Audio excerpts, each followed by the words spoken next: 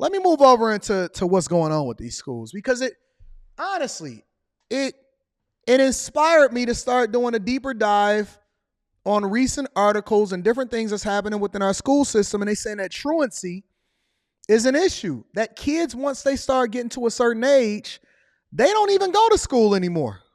This week, America celebrates Education Week. Across our country, there are great teachers, educators, and students. But in too many communities, the problems are even greater. According to experts, schools are in the midst of a crisis. Truancy and absenteeism are at record highs. J-Rock, you crazy. I'm going to read that super chat shortly. The crisis is real, the headwinds are strong, and the will to win is relentless. This report, part of our series, The American Classroom. Hartford, Connecticut, called the insurance capital of the world. World-class private schools to match.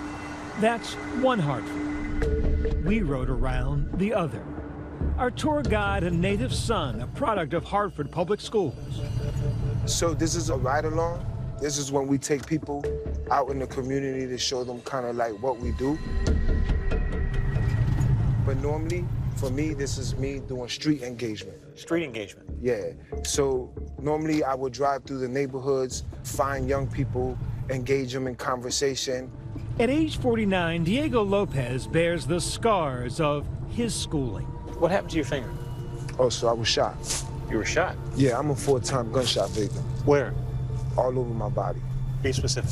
Like I was shot in the stomach, the chest, back, lower extremities, blew my finger off, the arm. It's like 9 bullet holes. Shout out to the 50 Cent of Hartford, Connecticut.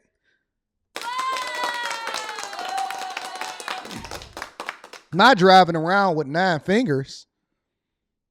That's not good. That's not good. That's not cool. Not driving around with a nub like this. That's not good. Brittany B says he nice looking. I know, cool, nice looking guy until he show you his finger. Then you don't want to talk to him no more because he said suck my thumb. And you ain't know which finger it was, huh? A 9th grade dropout, a former member of the Latin Kings, Lopez spent 10 years in a Connecticut state prison. He changed and became a counselor. Today, with one daughter in college, another who will attend soon, he's focused on helping children.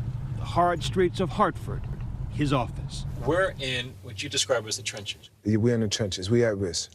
But yet you show up here, I don't see security, I don't see a weapon, I don't see Kevlar vest. I mean, you're doing in some way what the police do. 100%. Yeah. Diego works with teenagers on the shy side of success. What's up, man? Byron Pitts, how you doing? Many of them high school dropouts, like Amanda. I was a junior when I dropped out. How long ago was that? 3 years. So you dropped out in the 11th grade. May I ask why? It was COVID. COVID, oh, I see. I felt like there was no need. Did school give up on you, or did you give up on school? It was kind of both. All right. Yeah. Thank you very much. Appreciate it. Thank you. Hey, you notice how they don't know how to communicate past one sentence at a time? They don't know how to communicate. They don't have nothing to do. They standing on the corner. They masked up. What you masked up for, fam? What you masked up for, fam? Dropped out in the 11th. They had 1.5 years more to go, and they dropped out in the 11th grade. And they just waiting to catch a felony or a body. They waiting to steal something, kill something. They on the internet trying to figure out how to become a Kia boy. And they just waiting to steal something. That's it. Cause havoc, destruction, hopefully get through it, maybe become a rapper. How you tell someone that education is important when they're worried about getting killed or gang violence and all this other stuff that's going on in their life? And we expect our children to learn when they don't even know if they're gonna live. So as you see it, what's broken in schools?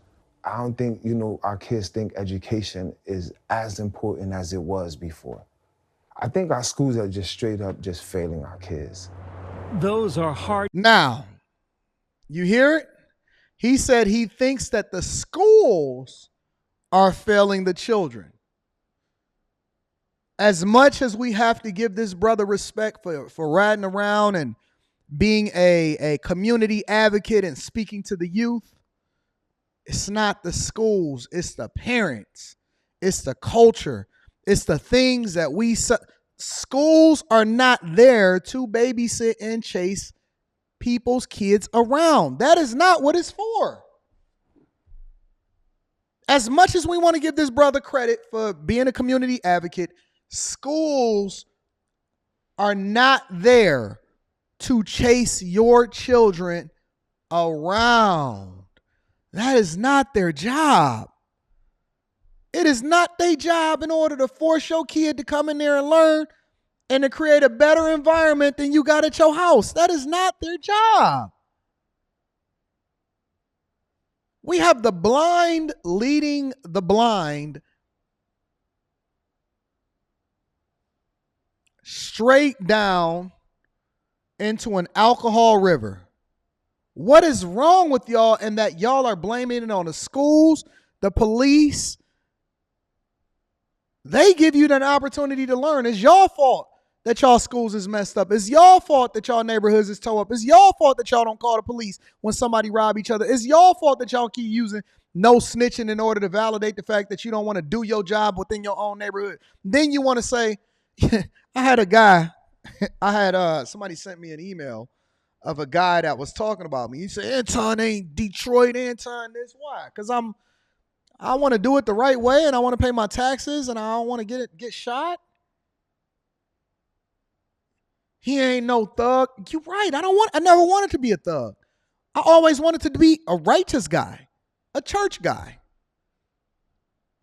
I have to fight against these OGs that failed us before and validating, and they don't own no property in their neighborhood. They ain't got no vested interest in seeing it successful. They just there living off of Section 8 housing, trapping, running it up as far as doing drugs, and then leaving the residual effects to their kids and then blaming it on the schools and the system. You are the system, idiot.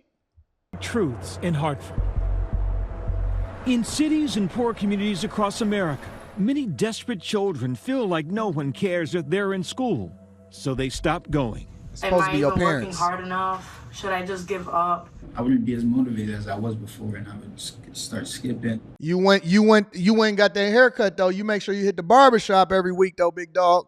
You look like a grown man. Man, if you don't get in school, what do you mean don't nobody care if you go to school? That's what your parents is for. That's not for us. That's not the school. That's not Anton from AntonDaniels.com responsibility to make sure that I care about you whether or not you go to school. So I got to ride around in my car and check to see if you in school because your parents failed to do you some justice and your mama wanted to have sex with your daddy that you don't even know, and then she lied and said that your daddy wasn't your daddy, and now you feeling some type of way, and you continuing to look to Drizzy Drake in order to give you some direction on how it is that you're supposed to grow up and treat women.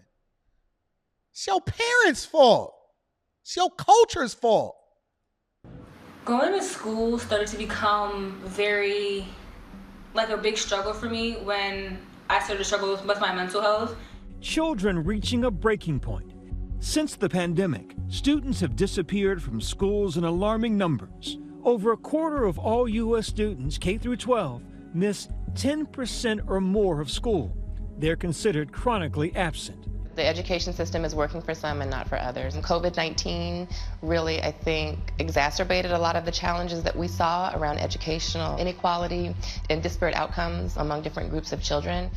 In our nation's capital, 48% of students are chronically absent. In California, 30%. Connecticut, 24%. That's crazy. Educators feel the burden. I ask this question respectfully. Is the system broken? We in schools are tasked with solving for a lot. The fight for the future of America's children is at a crisis point. In 2021, there were 2 million dropouts. We're losing way too many children. They're either not showing up or they're leaving early and really not having any opportunities beyond that. Nationwide, for millions of students, a typical school day is filled with too many obstacles. From issues with transportation, caring for loved ones, to depression and anxiety, students are missing school. The education system is not working for Black and African American students. It's not working for students who may speak a language other than English. It's not working for students with disabilities. It's not working for students who live in poverty. And it's not working for students who don't have an advocate who can make sure that their needs are being met. Every day, these campus peace builders, as they're called, go. You know, the interesting part about it is that I went to what I would consider the best high school in the entire city of Detroit, Cass Technical High School. And it is a public school, but they still have standards, meaning that you had to test to get in, you had to maintain a certain GPA average, and it was a zero tolerance policy for anything that was egregious, such as fighting. You fight for any reason, don't care whose fault it is, you gone. I don't care if it's your final year. Your grade point average dropped between the 2.25 and a 2.5. You now on academic probation. If it dropped below 2.25, you have 1 semester, 1 or 2 semesters to be able to get your grade point average up, or you got to go to another school. It's a public school.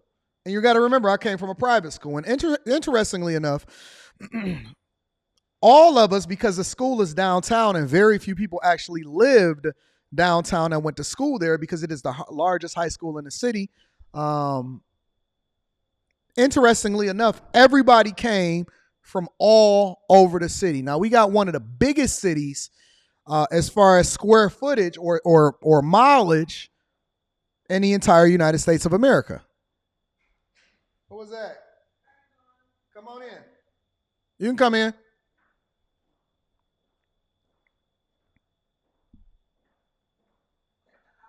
Oh, I see you. What's up, baby girl? I'm live streaming. You want to come speak to the audience? I was just asking.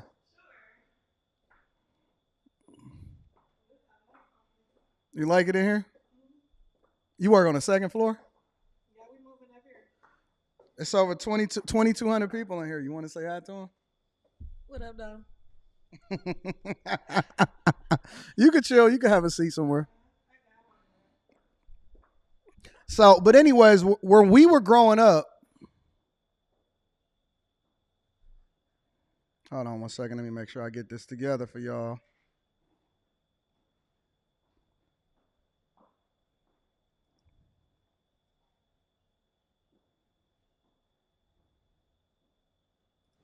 When we were growing up in the city, we came from all walks of life, right? And so it was very, very important for us to, and you had buses coming from the east, it was buses coming from the west, it was buses coming from everywhere, right? And we did what we had to do in order to make it happen. It was kids that was coming from more privileged backgrounds, it was kids that ain't have nothing, the whole 9 yards. But more importantly, everybody was there to do the right thing, and they had a support system. Some people didn't even really have a support system. But they had a support system that allowed for us to really, really be able to thrive. But it started at home. It started at home. It was important for us to make sure that we took care of business, and it started at home. You know what I'm saying? So you got to be careful. You got to be careful with blaming it on the school system, because I think more importantly that it takes the parents that actually make the adjustment in order to create the environment that allows for the kids to be able to thrive. Go out into Hartford. I have a couple home visits. Meeting young people where they are. A youth in the hospital and then a mom. Offering job training, providing basic needs like food, clothing, shelter, and friendship. So the question of the Reading day Super Chat shortly. is, what is an obstacle that keeps youth from going to school or causes them to drop out of school? I think one of the biggest issues Shout out to is Stack Bundles. trauma. We live in a traumatized environment, and our schools are not trauma-informed. Compass has been working with 17-year-old Raheen Hodges for a year. Are you in school? No, not right now. You dropped out. Yes. Why? To be honest, when I came back from COVID, it's just like felt like school wasn't like motivating me. Were you absent a lot? No. No, you would go every I day. would show up, but I just wouldn't like participate. What kind of grades did you get when you were in school? Like C's, D's. And like when I did try, I would get like B's and A's. I feel like they gave up on me. because like when I would try, I just wouldn't get the help that I like needed. Give me an example. Like they would make me feel like I was stupid. Like I would ask for help, and like they would make me feel like I was just like dumb or something. This time last year, Genesis Luciano had also dropped out of school. Why'd you drop out? I was homeless. So it was just a lot of stuff going on for me, and I just said I didn't want to do it anymore. How old were you? She got that hair done though, don't she? I was 17. So were you a good student in a bad situation, or were you in a bad situation and not really that good a student? I was a good student in a bad situation. And do you think the school didn't see you? The school didn't really understand me as much. I think that it is difficult, unfortunately, right now to find joy in school. Schools have become places where teachers are stressed, are overworked, and for students, some of the content is increasingly irrelevant to them. The reality is this, though, y'all, and this is really what it comes down to, is that we don't have our priorities in order as a culture. We continue to do the thing that's not in our best interest. We continue to prioritize making sure that we do all of the things that's meaningful to us, but then we use it as an excuse in order to not do the things that's meaningful for our future.